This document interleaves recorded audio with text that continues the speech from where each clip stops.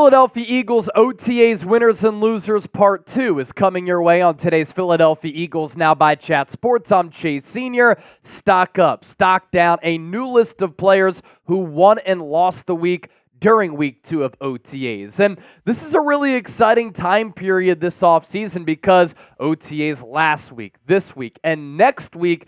The final look at this Philadelphia Eagles team prior to training camp, which is coming your way in late July. So from next week up until the start of training camp, a lull, a dry spell as far as Eagles football goes. And speaking of Eagles mandatory minicamp, June 4th through the 6th, make sure you tune into our coverage. We'll be doing live shows. We'll be providing the latest news, analysis, coverage, instant reactions. Hit that subscribe button. Do not miss what we have to offer right here on this channel. And let's continue to grow the Eagles Now family.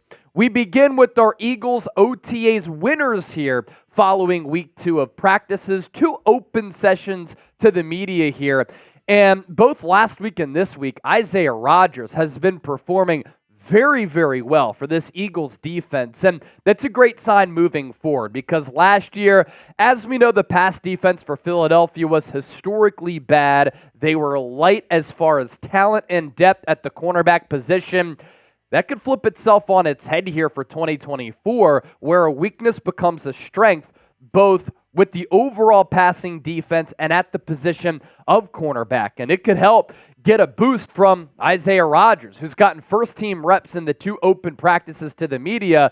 Last week, the starting threesome at the cornerback position for Philadelphia was Isaiah Rodgers, Darius Slay on the outside, with Devontae Maddox on the inside. With no Slay at practice on Thursday, it was Kelee Ringo who was back, Isaiah Rodgers on the outside, and then Tyler Hall on the inside. And Rodgers simply has been making the most of his opportunities, and he's made a lot of plays on the football and hasn't given up a lot of big plays. That's, of course, what you're looking for from a cornerback in the pass game. And on Thursday, had a beautiful play where Jalen Hurts was backed up, offense on their own 5-yard line, and Isaiah Rodgers able to dissect the play, read the eyes of Jalen Hurts, jump the route, intercept the pass, and he took it back for a pick 6. A huge play for this Eagles defense. And with Rodgers coming off the gambling suspension, having not played last year, you thought maybe he was going to be a little bit rusty,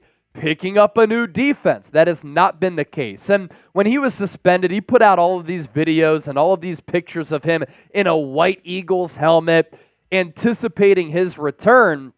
He's been able to return and then turn some heads. He's rocking the number 34 jersey. What I love here about this photo, the smile on his face. And then he met with the media after the practice on Thursday and said, look, I served my time as far as the gambling suspension goes. I relied on those people close to me. I do not take football for granted any longer, and I'm excited to be back on the football field. And this could end up being a bargain move for Howie Roseman and this team, and a team that helps dramatically improve this Eagles defense. So far, so good for Isaiah Rodgers. A great story. Everybody deserves a second chance. He's getting his, and he's running with it. Nakobe Dean is getting another opportunity here to be the starting off-ball linebacker for Philadelphia alongside Devin White. And last year, he had that role. Green dot, starting off-ball linebacker, played okay in the first couple of games, and then he suffered a foot injury and is coming off a couple of different foot injuries. Year 1 was also a little bit banged up after he didn't play, so his lack of size, a little bit of a concern, but he has added a lot of weight this offseason, and yesterday on Thursday, returning to practice, and he participated in team drills, 7-on-7s and 11-on-11s, and I probably think that this is the best off-ball linebacker, inside linebacker combination that you can go with if you're Philadelphia. This is what you're rooting for. Devin White, Nakobe Dean. Because Nakobe Dean played awesome at Georgia. National championships. Still only 23 years old. He's an instinctual player. And I think that Vic Fangio can really help elevate his game. Vic Fangio has experience as a linebackers coach. Obviously, in addition to being a premier defensive coordinator, he's coached up the linebacker position. He's helped develop players at that position. He could do the same with Devin White to get him back on that all-pro track, and then do the same with Nakobe Dean to really get him going in his professional career. I'm not giving up on Nakobe Dean yet. The injuries are a little bit of a concern, but I think this could be a breakout season for him because he's still only 23 years old, and that lack of size, he can make up for it with being an instinctual player and being able to read and diagnose plays. Winner number 3 is Jordan Davis. And I know that we're in this period of the calendar year where you don't see these players for a long time. They show back up at the facility for OTAs and minicamp, and it's what we call here at Chat Sports the best shape of life season. And of course, Jordan Davis is getting some of that buzz. But let me explain why this is important. Jordan Davis said he's down to 350 pounds. He has lost 20 to 25 pounds this offseason alone. And I like what he had to say about Vic Fangio, too, in addition to what Jalen Carter said about Vic Fangio, which we talked about during Tuesday's show. Davis on Fangio, there's no bullshit. And why it's important for Davis to be in better shape.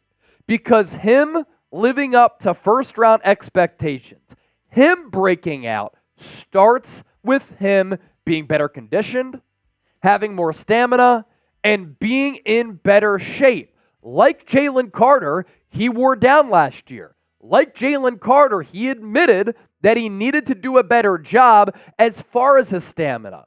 And a player of his size, of his ability, should be able to dominate. Sometimes it takes defensive tackles a couple of years to really find their stride. I'm hoping that's the case with Jordan Davis because at 6'6", 350 pounds, this dude can be a mauler. He can be a menace.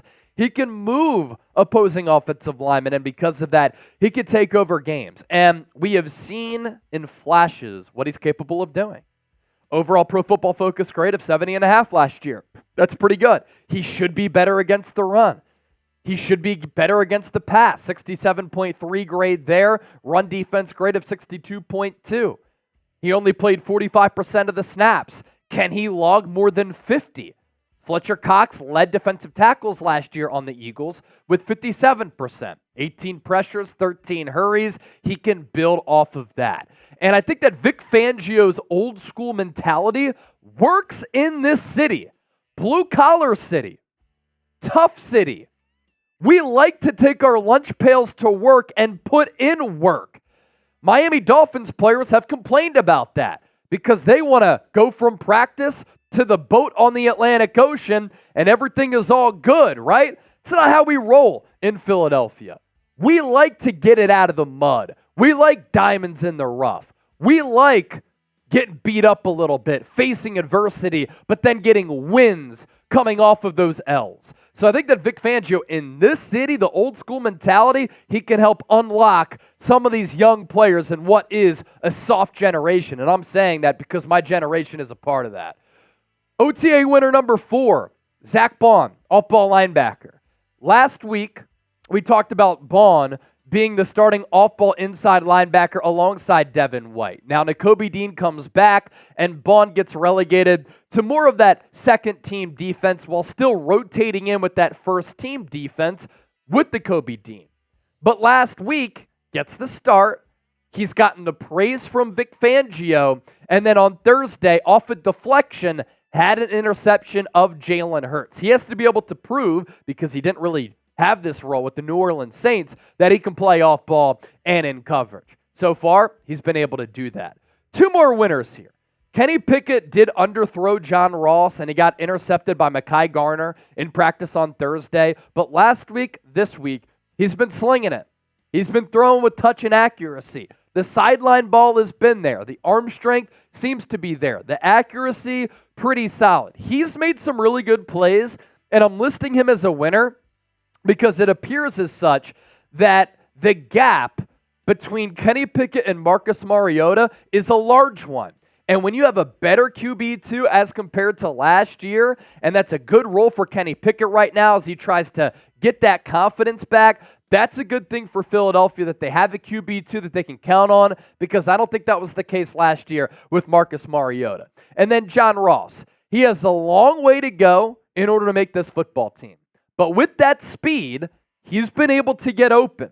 And the big play has been there. He's had some catches when he's been able to catch an accurate football. Other times, his quarterbacks have missed him, but he's gotten open. So that's the first thing that you need to do to really turn the heads of your coaching staff, because that could allow you to then play a little bit with the ones. Then you're playing with the better quarterback in Jalen Hurts, who throws that deep ball, and that could allow you to see the field. And then number two, the interview that he did after practice was kind of moving, a little bit motivating. He said his son really motivated him to get back into football, and he said that he was in a down spot for a long time, but he has this new lease on life. He wakes up sometimes at 3 in the morning. He's like, I'm really a Philadelphia Eagle. He grew up as an Eagles fan. Interesting fact there. Long way to go to make this Eagles roster, but John Ross, it's a cool story. I'm rooting for him as a former first-round pick who up to this point has been a bust because he's been injured so much. We're talking some football here on Eagles Now. I'm juiced up. I'm pumped up. I'm hype. If you're pumped up for this Eagles season, hit that thumbs up icon and like the video and show me that you're with me.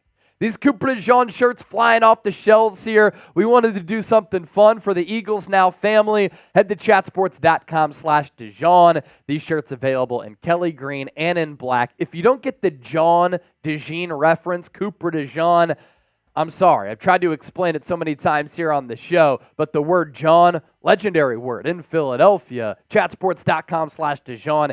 Get yours today. I guarantee you this will be a conversation starter at the bar, like it was for me last week when I was at the pool, at the bar, rocking a Phillies hat, rocking some Eagles gear. A lot of people like that.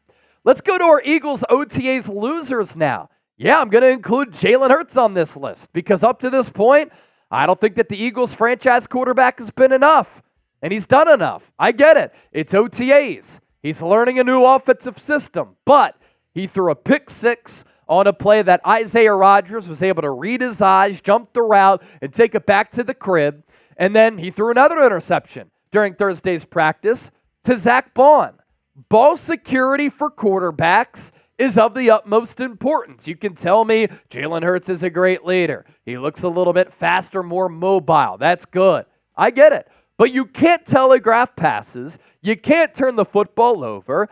And if you do that, that can change games. And Jalen Hurts, the pressure is on him coming off a back half of the year last year in which he did not play well. I do think that Kellen Moore is going to be able to bring the best out of Jalen Hurts. But it's been a little bit rocky so far during OTAs. The good news is that Hurts to A.J. Brown continues to be a great connection.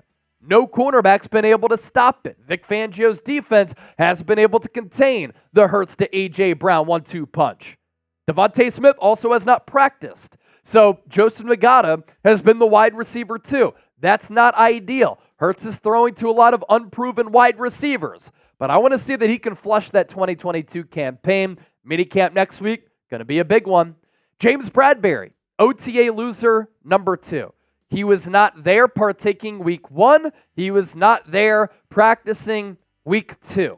And in what is a very deep cornerback room, James Bradberry not showing up isn't a good look. Keely Ringo's been playing well. Isaiah Rodgers has been playing well. The Eagles are using Avonte Maddox at slot corner and at nickel. You know that Darius Slay, he has his role already punched. Eli Ricks, he's been playing pretty solid. So all of these other players at the cornerback position, in a position that is very deep for Philadelphia, they're taking advantage of their opportunities. Maybe Bradberry knows that he's going to get cut post-June 1. We will certainly see here as it is the final day of May. But if I'm James Bradberry, I'm feeling the heat beneath my ass. I'm showing up to practice to prove that I can still play either to Philadelphia or another team. Bradberry hasn't done that. And then OTA loser number 3 is Josh Sweat. Now, he didn't show up week 1, week 2. I'm not going to knock people overly for that because it is a voluntary practice session. But I do have some issues with Josh Sweat here. He has changed his jersey number, according to the Eagles website, to number 19. That's an ugly number for a defensive end. He was 75, solid. 94, a lot cleaner.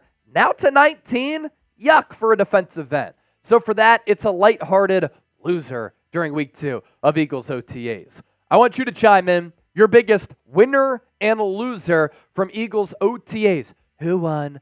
Who lost? Let me know. Eagles minicamp coming your way next week, Tuesday, Wednesday, Thursday, June 4th through the 6th. Hit that bell icon. Turn on your notifications. Therefore, when we go live, when we push out a video, you'll be notified. You can hang out with us. You can get informed. Those are all dubs in my book.